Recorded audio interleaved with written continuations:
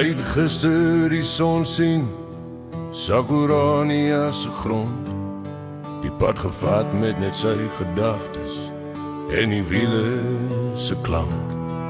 Deur vlaktes en dorpe, tot by Pieketberg se lig. 3 uur in die middag, maar die dag was nog lank nie klaar nie.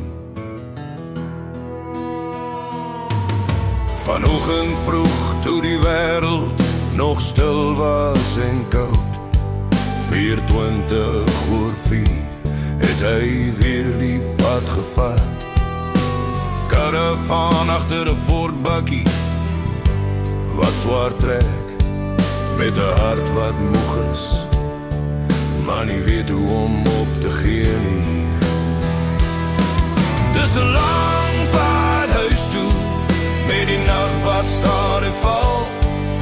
300 kilometer nog, maar hy sal het haal.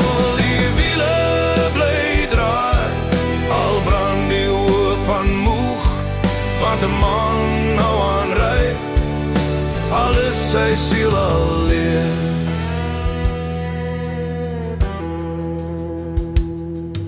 Die pad lê stil, net ligte wat verby hom gly. Hy praat met homself, net om wakker te bly.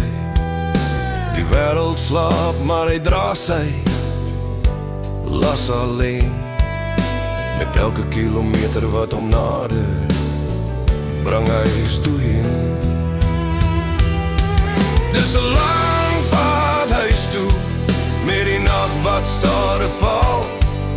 300 kilometer nog, maar hy sal het haal. Die wiele bly draai, al brand die oë van moeg, want 'n man nou aan ry, alles sy siel al leeg.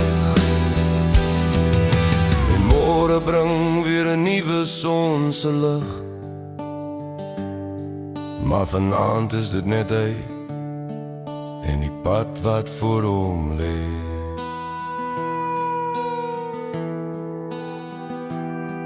Teen 4 uur vanmiddag sal hy weer daar staan, stof op sy skoene, maar hy het die pad klaar gery, man.